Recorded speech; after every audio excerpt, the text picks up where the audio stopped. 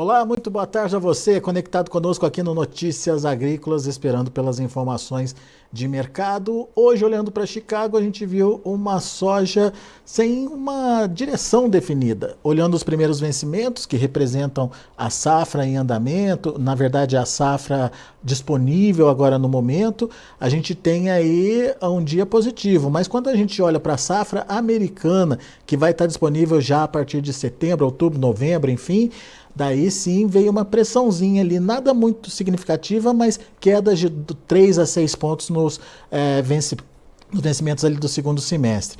Afinal de contas, o que a gente pode esperar desse mercado? Qual a leitura que se pode fazer do comportamento dos preços nesse momento? O que a gente pode esperar para a soja principalmente? Quem nos ajuda nesse entendimento é Camilo Motter, direto lá da Granoeste, corretora de cereais, direto lá de Cascavel, no Paraná. Seja bem-vindo, seu Camilo. Obrigado por estar aqui com a gente. Ajuda a gente a entender esse mercado hoje patinando aí de um lado e do outro, enfim, sem definir uma posição. O que o mercado está olhando, o que o mercado está esperando aí para dar um rumo nos preços, seu Camilo? Boa tarde, Alexander. Boa tarde a todos os que nos acompanham aqui pelo Notícias Agrícolas.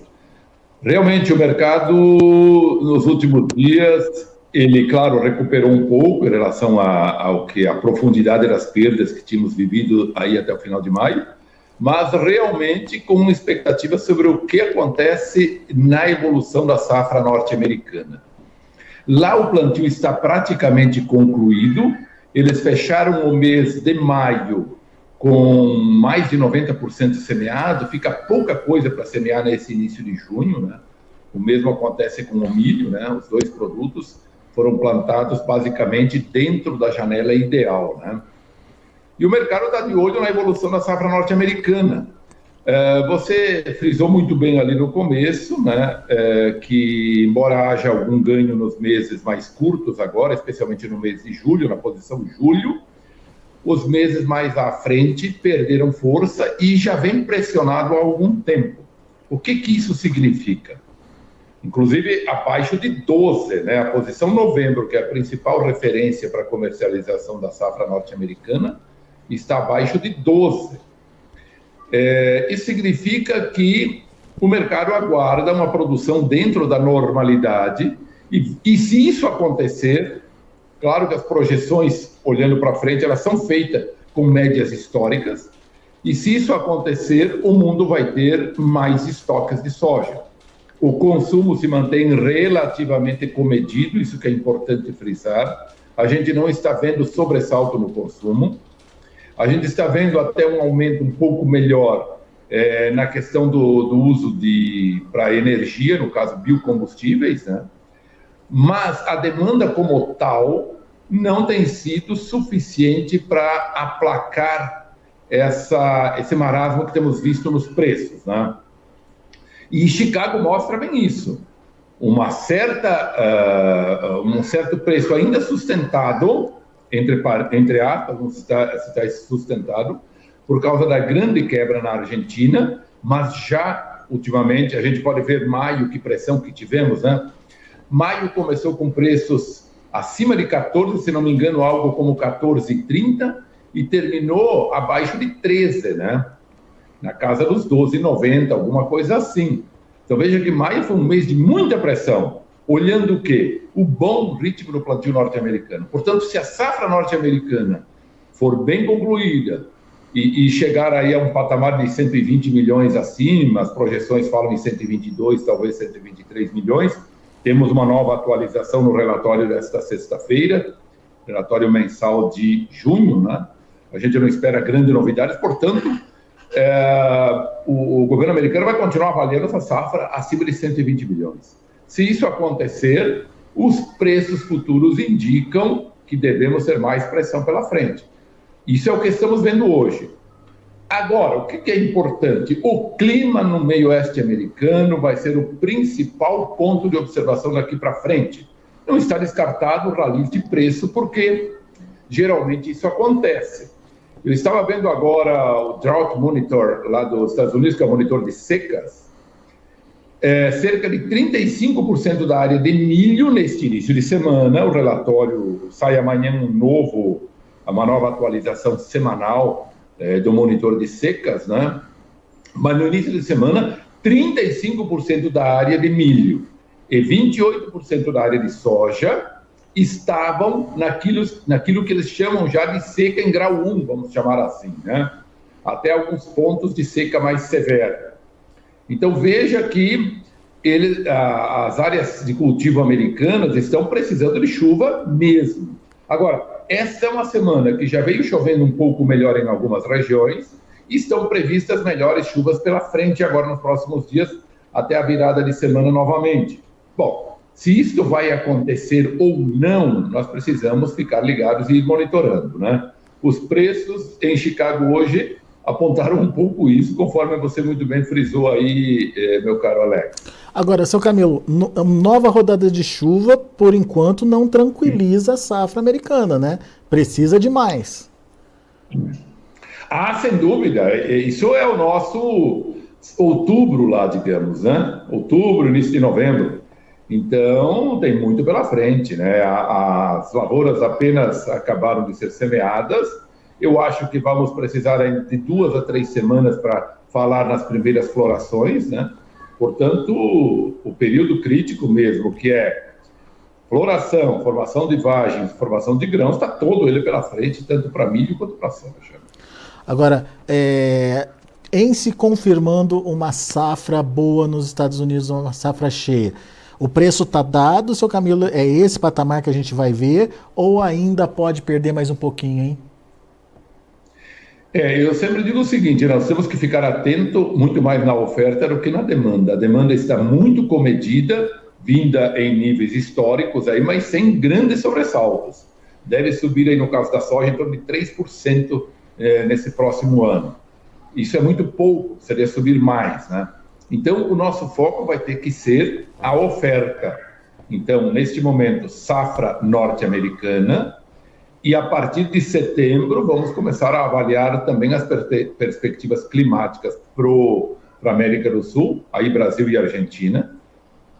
Claro que a Argentina nós vamos estar com foco especial, dada a quebra dos últimos 2 anos, né? Mas especialmente essa última colheita, quase concluída lá, né? Na fase final de colheita, uma perda de mais de 50% da expectativa inicial. Eles devem colher um número abaixo de 25 milhões de toneladas hoje, né? As projeções estão nisso, contra em torno de 50 de estimativa inicial. Então, nós vamos ter que ficar muito atentos a partir de setembro em relação à América do Sul. Eu acredito que, se clima correr bem também na próxima temporada sul-americana, ou se correr bem na próxima temporada, nós vamos ter também na próxima temporada, porque tivemos a quebra fenomenal na Argentina, né? Pois é. Mas se tivermos uma produtividade boa na próxima temporada, a gente vai ter preços caindo ainda mais, não tenha dúvida nenhuma. Né? Então, eu diria o seguinte, o foco da formação do preço está do lado da oferta. E assim tem vindo nos últimos 2 a 3 anos. Isso colocou, e nós estamos falando muito em perspectiva ainda, porque teria que entrar essa safra norte-americana em bons níveis para a gente consolidar um quadro de melhor oferta, sim, né? Sim. Mas veja que a perspectiva de que isso venha a acontecer, apesar da quebra havida na Argentina, e o acúmulo da quebra dos últimos 2 anos, que até pega a safra norte-americana e tudo mais, assim mesmo, os preços olhando nessa possível início de recomposição de estoques, ele já precifica em queda e com bastante pressão. Se a gente analisar preços no mercado interno brasileiro, nós estamos tendo agora os piores preços, eu acredito, próximo de 3 anos. São os piores preços dos últimos 3 anos, né? Então, veja que nós acumulamos perda nos últimos anos, mas o fato de termos uma boa safra no Brasil e agora uma boa perspectiva para a safra americana, os preços voltam a se acomodarem de forma até bastante acentuada. Por que isso? Porque a demanda não está nos dizendo muita coisa, né? Muito bom. Seu Camilo, o senhor falou do relatório dessa semana, relatório do USDA, que deve ser divulgado na próxima sexta-feira, relatório de oferta e demanda. Alguma coisa para prestar atenção? É um relatório sem grandes novidades? Qual a sua expectativa para ele? Junho, ainda acredito que não. Maio, tivemos a novidade de que sempre maio o USDA passa a trabalhar a próxima temporada, portanto, tivemos a surpresa de grandes estoques para a próxima temporada de soja, aumento significativo dos estoques, especialmente de milho, né? Então, isso tudo foi uma novidade bastante grande e que, vamos dizer assim, consolidou essa baixa acentuada que tivemos durante maio. Então, o point para a gente ver, a partir do momento que maio foi realmente deprimente para preços, foi exatamente o relatório de oferta e demanda lá no início de maio. Por que isso? Porque colocou em perspectiva aumento substancial de estoques pela frente.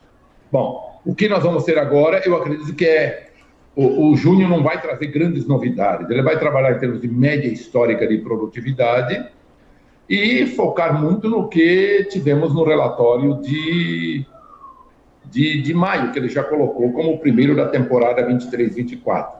Claro que a gente vai ter ajustes, eu acredito que no Brasil ele vai aumentar um pouco a produção brasileira, no caso da soja, talvez até no milho aumente um pouco, e na Argentina a gente vai ver uma nova redução, possivelmente nos dois produtos também. Mas isso o mercado já veio precificando, não devemos ter grandes impactos nisso. E quanto à produção norte-americana, como o USDA geralmente trabalha com certo conservadorismo, nós acreditamos que não vai haver grandes mudanças. Vai ter ajustes, obviamente. Pequenos ajustes vai ter. O mercado aguarda aí um corte de 1 milhão de toneladas, talvez, na produção de soja, em torno de 1 e 2 na do milho em relação a maio. Mas vamos dizer, são ajustes marginais, sem qualquer expressão para a formação do preço, né? Agora, julho, sim. Julho nós já vamos ver uma definição de projeções em cima da questão climática norte-americana. Julho, agosto, setembro, a gente vai ter relatórios que podem ter impactos muito fortes na formação do preço. Muito bem.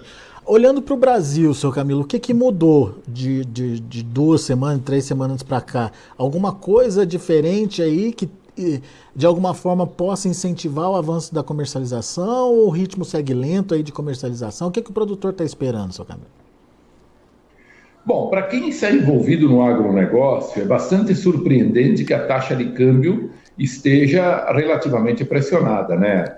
Nos últimos dias, já tinha se postado um período abaixo de 5, voltou agora, depois de subir acima de 5 na semana passada, coisa assim, volta a cair abaixo de 5 novamente.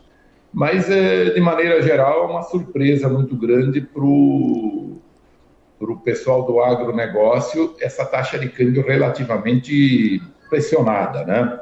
Isso, claro, entra na formação do preço de forma negativa. Os prêmios que vieram negativos, bem acentuados, a faixa de 150 a 200 negativos no período fevereiro, março, até início de abril, por aí, se recuperaram para uma faixa de 70 a 80 negativos, teve momentos que vieram até 40 negativos, e hoje, novamente, estão aí numa faixa de 50 a 70 negativos, né? Também estacionou num patamar aí sem muita flexibilidade, sem muita oscilação, né? Bom, a comercialização segue lenta, os problemas logísticos permanecem, temos ainda muito entraves para despacho de produto para o porto, com muita limitação de cotas, dado a ocupação quase que total dos portos, né? E alongamento dos prazos para a retirada do produto ou entrega do produto no porto e, consequentemente, também de pagamentos, né? Isso faz com que prêmios permaneçam bastante pressionados ou até retornaram para uma faixa de 50 a 70, depois de ter experimentado um nível um pouquinho melhor aí durante maio, mas também contou com a pressão dos preços lá fora em Chicago, né, nesse período de maio, né? Enfim, e comercialização que anda bastante lenta, acredito que passamos da metade da comercialização, mas estamos longe do que vimos nos últimos anos, que nessa altura da comercialização já estaria aí de 60% a 70%, acredito que estamos aí no máximo nos 50% a 55%, com estados como Paraná, talvez bem menos que isso, na faixa de 40%, o Rio Grande do Sul mais atrasado ainda, né? Então, mais ou menos uma característica desse ano, lentidão, fluxo de caixa bastante alongado, preços pressionados, né? De maneira geral, estamos vendo isso, né? Isso complica a expectativa de alta de preços para o segundo semestre, porque, pelo que eu estou entendendo, o produtor está preferindo carregar essa soja, né, seu Camilo? Será que vai ter demanda para todo esse volume de soja no segundo semestre? Sim, exatamente isso. O produtor está numa posição bastante restritiva depois de ter acomodado a colheita, né? Parte despachando, meio que pressionando os preços e os prêmios na época mais forte da colheita, né? E agora, com a acomodação nos armazéns, um pouco com a atitude mais restritiva quanto a ofertas, quanto a vendas. Claro que isso vai ter uma implicação muito forte num ano que temos aí também uma safra recorde de milho. Nós vamos ter aí, as avaliações falam de 98, 100 até 105, 106 milhões de toneladas de milho safrinha chegando ao mercado. E aqui no oeste do Paraná, alguns pontos já de colheita, Mato Grosso também já com algum ponto de colheita. Enfim, a colheita começa aos pouquinhos a deslanchar. Bom, o que nós vamos ter pela frente? Uma competição entre a chegada da safra de milho e ainda bastante soja por ser embarcada nos portos. Tivemos uma lentidão nos primeiros 2 meses, especialmente fevereiro e março, que exportamos menos do que no ano passado. Fevereiro e março deste ano, apesar da grande safra, bem maior que a do ano passado, cerca de 30 milhões a mais, nós tivemos menos exportação. E aí entra 2 fatores. O primeiro deles, o atraso na colheita, dado o volume de chuvas que houve, alongamento até do ciclo. E o segundo, também excesso de chuva nos portos, o que atrasou embarques e atracação de navios, né? Bom, com isso nós vamos ter uma competição bastante grande. Nós estamos aí com 47, 48 milhões, acredito, embarcadas até agora, fim de maio. E a gente tem aí cerca de 45 milhões ainda por embarcar. Entre 40 e 45 milhões por embarcar ainda.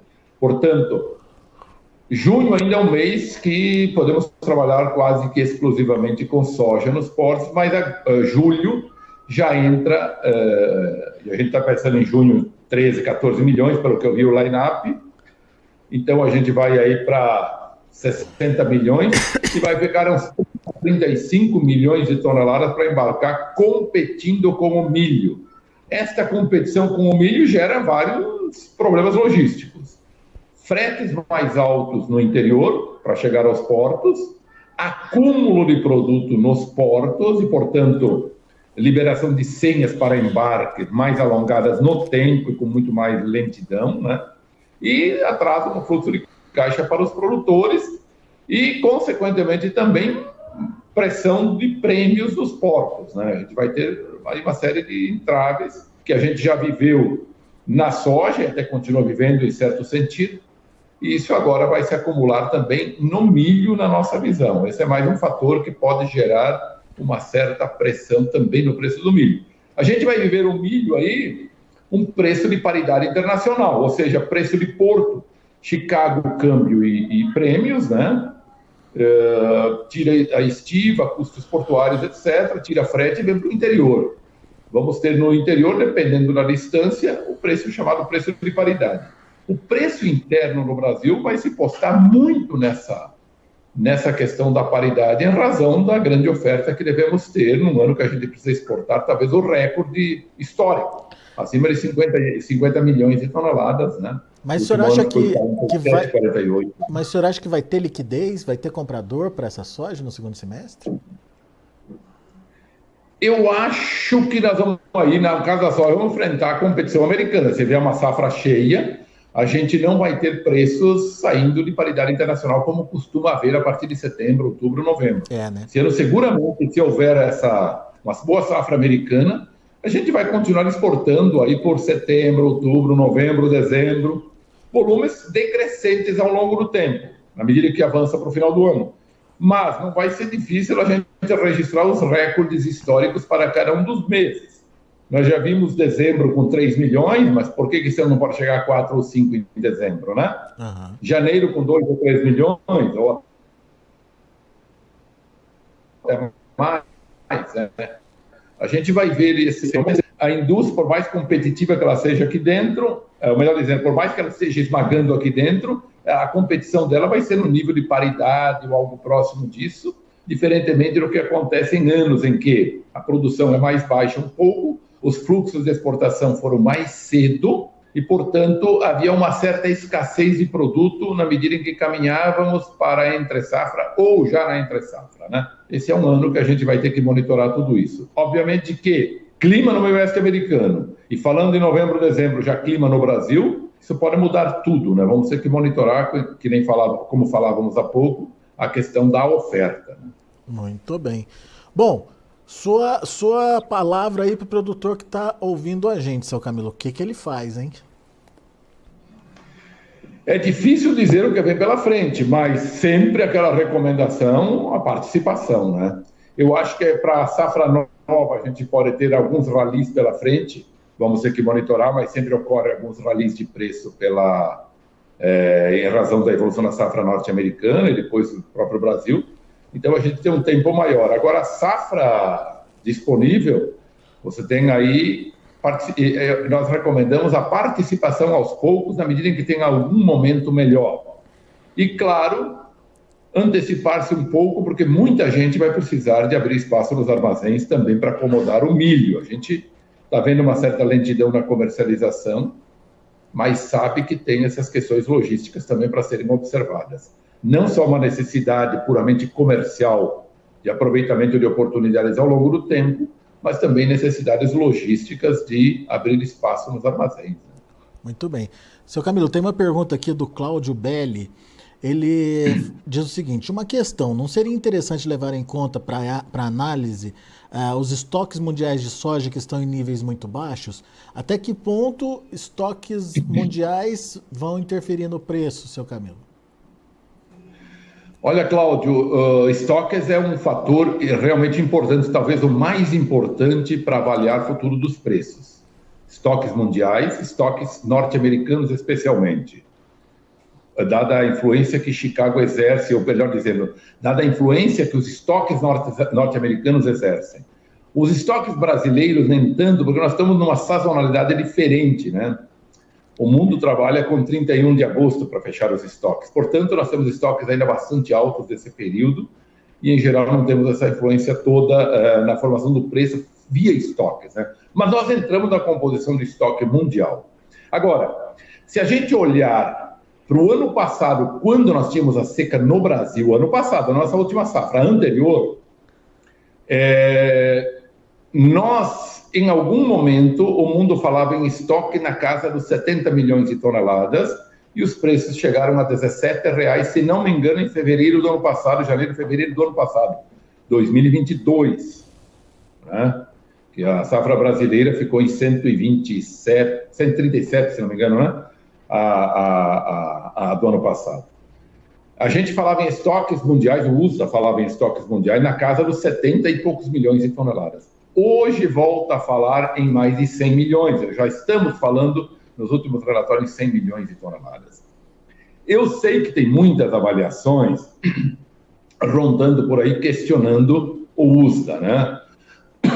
Questionando os números do USDA. É possível, mas essas avaliações que se faz aqui e ali, elas não têm peso para influenciar o mercado. Então nós temos, e eu estou em alguns grupos de conversa de WhatsApp aí no agronegócio, que tem muita gente que questiona estoques existentes em diversos lugares do mundo, sobretudo na China, sobretudo no Brasil. Nós temos que avaliar, em primeiro lugar, que o estoque que o USDA considera é 31 de agosto, virada para 1º de setembro, quando começa a nova temporada. Em geral, se a safra da Argentina fosse boa, ele vai ter 30 milhões lá dentro, o Brasil tem 50, 55 milhões ainda. Então, são estoques que só somando aqui já dá um volume grande. Mas essa é a referência que o mercado adota. Nesta data, quanto o mundo tem de soja? Essa que é a questão. Logo antes da entrada da safra norte-americana. E este volume pode ser questionado de todas as formas, mas eu diria que esses questionamentos não têm tido peso no mercado. E o USDA vai justificar os conceitos que eles adotam, a metodologia que eles adotam. E, na verdade, é isso que está pesando no mercado. Eu diria que hoje, um estoque, se voltar abaixo de 90, ele pode ser significativo para o mercado, e acima de 100, ele é negativo para a formação de preço. Mas a gente vai falar em estoques bem maiores se a safra americana for cheia. Porque ainda tem até alguns fatores importantes. Você veja que, diante da perspectiva de boa safra nos Estados Unidos, se ela realmente acontecer, agora vamos ver a questão climática essa semana, é uma semana chave, inclusive, apesar de estarmos no começo da temporada lá, né, o produto recém-plantado, nós vamos monitorar isso, mas a gente já pode ir monitorando que as vendas norte-americanas voltaram a cair. Elas tinham chegado ao nível do ano passado e agora voltaram a cair e ficar atrás, com embarques muito lentos, inclusive. O milho está um desastre nas exportações norte-americanas. Eles estão com 15 milhões a menos do que embarcado no ano passado. Está realmente muito lento. É claro que aí entra a grande safra brasileira do ano passado e a grande safra desse ano. Então, o que o chinês, que é o grande importador europeu, está fazendo também? Claro que eles precisam comprar muita soja, né? Mas o que eles fazem? Adiam essas compras diante da expectativa de preços menores pela frente. Bom, vai se confirmar isso? Não sabemos, mas é o que as perspectivas estão indicando, né?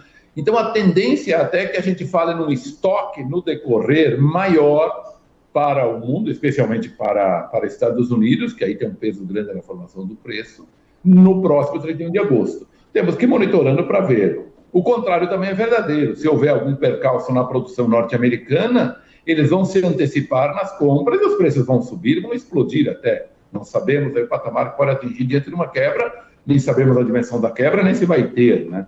Mas as coisas funcionam meio nessa linha aí, sabe? Que é o peso dessa informação, né? Muito bom. Seu Camilo, vamos acompanhando então as cenas dos próximos capítulos, principalmente o clima lá nos Estados Unidos. A partir daí a gente vai vendo a consolidação ou não da safra americana, que vai pesando ou não sobre as cotações em Chicago, não é isso? Exatamente. Muito isso bom. Que vai ser o fator essencial. Boa, seu Camilo. Muito obrigado, viu, mais uma vez por estar aqui com a gente e ajudar a gente a entender um pouquinho mais esse mercado.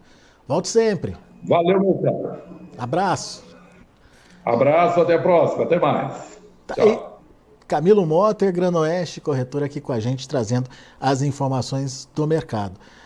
De novo, a questão do clima pesando lá nos Estados Unidos, mapa mostrando nova rodada de chuvas, mas você viu, o mercado está em dúvida ainda sobre essa questão das chuvas lá nos Estados Unidos e mesmo que chova, essa chuva não tranquiliza a safra americana não, e portanto essa grande interrogação sobre a semana, sobre a safra americana deve continuar pelo menos nas próximas 2 ou 3 semanas, ou até mais, 2 a 3 semanas para começar, segundo o seu Camilo, aí, a floração e enchimento de grãos nas lavouras por lá. Então é um momento crítico que precisa de água, que precisa de chuva, então todas as atenções focadas aí nos números, obviamente, de consolidação da safra americana, mas principalmente no clima, que vão definir esse número positivo ou negativo daqui para frente.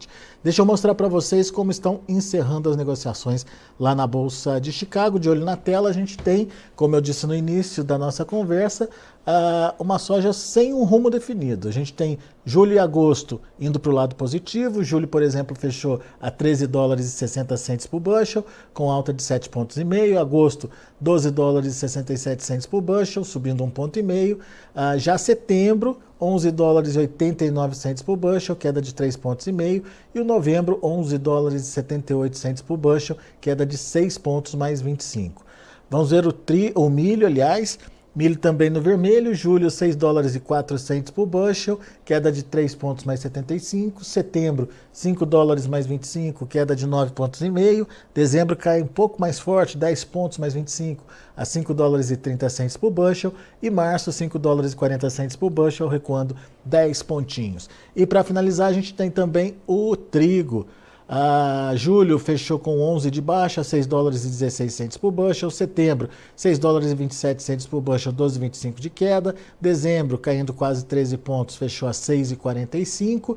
E o março de 2024, $6,60 por bushel, perdendo 13 pontos e meio.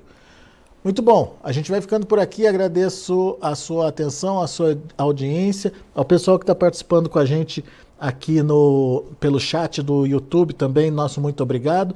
Desculpa aí o pessoal da for Life, não deu tempo aí de fazer a pergunta. E o Mauro Mercúrio também, boa tarde para você, Mauro, falando com a gente lá de Caloré, no Paraná. Não se esqueça que para participar com a gente é preciso fazer o seu cadastro ali no YouTube oficial do Notícias Agrícolas.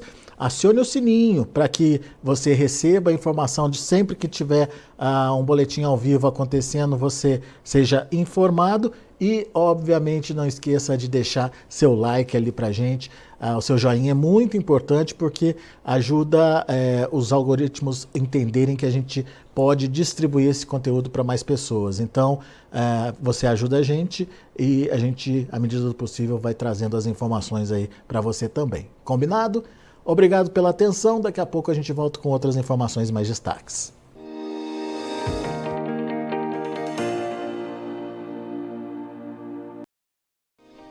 Se inscreva em nossas mídias sociais. No Facebook, Notícias Agrícolas. No Instagram, @Notícias Agrícolas. E em nosso Twitter, @Norteagri. E para não perder nenhum vídeo, não se esqueça de nos acompanhar no YouTube e na Twitch, Notícias Agrícolas Oficial.